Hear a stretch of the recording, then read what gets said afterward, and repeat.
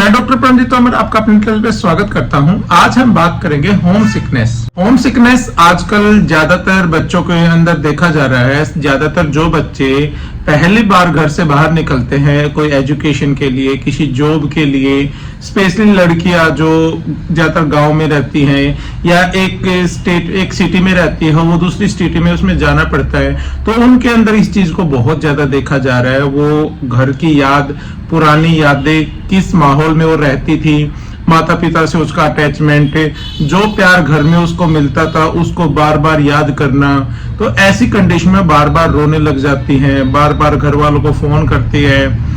Parents से बात करने की कोशिश करती है, पर वो चीज नहीं हो पाती। एट लास्ट वो कंडीशन आती है कि जो उनको होम सिकनेस जैसी एक बीमारी लग जाती है और उसको फाइनली अपना सब काम छोड़कर घर पे जाना पड़ता है। मुख्य कारण ये है कि जो बच्चे ज्यादा पेरेंट्स के ऊपर डिपेंड हैं या उनसे ज्यादा कम्युनिकेट रहते हैं, हर चीज उनसे पूछ के करते हैं, या पेरेंट्स हर चीज बच्चे को स्ट्रगल नहीं फेस करने देते, वो हर चीज उसको पहले ला के दे देते हैं, उसके मांगने से पहले उसको दे देते हैं, बच्चे को इंडिपेंडेंट नहीं बनने देते। वो काम जो खुद कर सकता है वो भी पेरेंट्स खुद करके दे देते हैं, तो ज्यादातर उन बच्चों में होम सिकनेस जैसी बीमारी ज्यादा मिलती है। मैरिड वुमेन, जो न्यूली मैरिड वुमेन है, जो अपना घर छोड़ के दूसरे के घर में जाके रहती है, उस कंडीशन में बहुत ज्यादा होम सिकनेस जैसी डिजीज देखने को मिलती है, क्योंकि माता पिता के घर में मिला है, वो ससुराल में भी मिलता हो या वैसा व्यवहार ससुराल में उसके साथ किया जाता है, तो उस वुमेन्स के अंदर भी होम सिकनेस जैसी बीमारी पनपने लग जाती है। वो वुमेन ज्यादा रोना स्टार्ट कर दे, एंजाइटी अटैक उसको आना स्टार्ट करते हैं, हर बात पे रोना, चिड़चिड़ापन, हर बात को कंपैरिजन करना कि उस घर में ऐसा था, इस घर में ऐसा है, तो वो उसके अंदर होम सिकनेस जैसी बीमारी स्टार्ट हो चुकी है। तो बात जैसे पेरेंट्स, बच्चे कहीं बाहर चले जाते हैं, विदेश में चले जाते हैं, तो पेरेंट्स के पास कोई नहीं रहता, तो पेरेंट्स कहीं अपना घर छोड़ के कहीं ऐसी जगह चले जाते हैं जैसे ओल्ड एज होम है, वहां पे उसको महसूस होता है कि बचपन कैसे बीता, बच्चों के साथ कैसे रहते थे, तो वो उस कंडीशन को याद कर करके भी बहुत ज्यादा डिप्रेशन में रहते हैं, हर छोटी से छोटी बात को याद करते हैं और रोने लग जाते हैं। तो ये सारे सिम्टम्स होम सिकनेस के हैं, और अगर ये चीज लंबे टाइम तक है तो आपका डिप्रेशन 100% आ जाएगा। आपको उस चीज से बचने के लिए बहुत सारे उपाय हैं, आप वो उपाय कर सकते हैं। अपना जो डेली का रूटीन है, सुबह से उठने का, शाम को सोने का, वो प्रॉपर रखें। जहां पे भी आप रह रहे हैं, जैसे आपके घर में पेड़ पौधे थे या फिर उस दीवारों का पेंट था या फिर आसपास जो जो चीजें आपको घर में मिलती थी, आप कोशिश करें वैसी हर चीज आप अपने रूम में, आप अपने नियर बाय हर वो चीज लगा ले जिससे आप एक थोड़ा सा होम सिकनेस जैसी डिजीज से बच सकते हैं। दूसरा, कई बार जैसे नए बच्चे हैं जो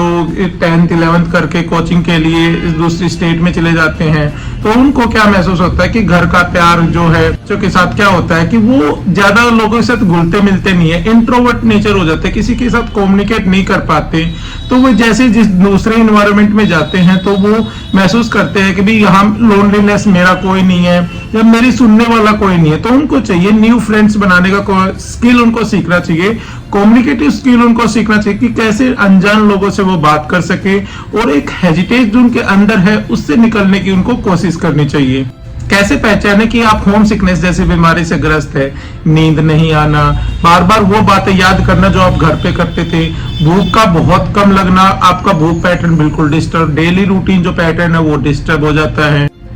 वैसे देखा जाए होम सिकनेस एक जो बीमारी का नाम दिया गया वो बीमारी ना होकर आपका एक स्ट्रगल पाथ है। अगर आप अकेला रहना सीख जाते हो तो आपकी सक्सेस आपके पास है। एक बहुत अच्छी चीज है कि भाई आप जैसे सक्सेस पाने के लिए आगे बढ़ते हो या सक्सेस के नियर बाई आप पहुंचते हैं, जैसे आपने कोई टेस्ट क्लियर करना आ गया, उसको तैयारी प्रॉपर करी है, तो उस टाइम पे क्या होता है कि जो फैमिली मेंबर है, जो घर का इन्वायरमेंट है, जो पास्ट हैप्पी मोमेंट आपने लाइफ में जिए हैं, वो सब कुछ उस टाइम पे कम हो जाते हैं, और सक्सेस मिलने के बाद वो सारी चीजें वापस आ जाती हैं। मिलने से पहले आपको फैमिली के फ्रेंड्स ये सब आपसे कुछ दूरी बना लेते हैं, क्योंकि आपका मोस्ट ऑफ द टाइम आपका पढ़ाई में जाता है, लेकिन आपका मन अशांत रहता है क्योंकि उसको वही चीज चाहिए जो उसको घर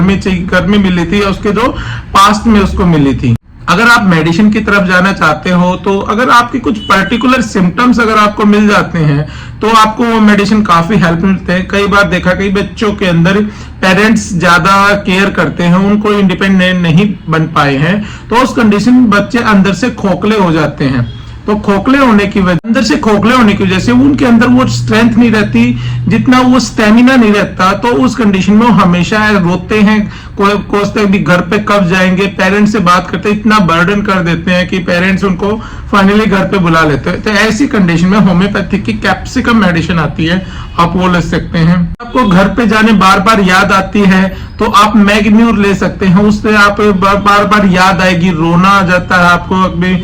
मेरे को घर पे जाना, तो आप रोने लग जाते हैं, तो मैग्न्यूर के सिम्टम्स आप काफी अच्छे उसके कवर हो सकते हैं। अगर घर की याद आती है तो आप उदासी ज्यादा महसूस करते हैं, फेस पे डलनेस, हमेशा डिप्रेशन जैसा सिम्टम, उदास ज्यादा रहने लग जाते हो, तो मर्क सोल्व वहां पे बहुत अच्छा काम करती है। होम सिकनेस की वजह से आपको भूख बिल्कुल खत्म हो जाती है, लगती नहीं, आपका पैटर्न बिल्कुल डिस्टर्ब हो जाता है, तो एसिड फोर्स का मदर टीचर आपको बहुत अच्छा सहायता करेगा। आपको किसी तरीके को कोई सिम्टम बचते हैं या किसी तरीके का और कोई तरीके की आपको और जानकारी चाहिए, आप तो दिए गए नंबर पे आप संपर्क कर सकते हैं। धन्यवाद।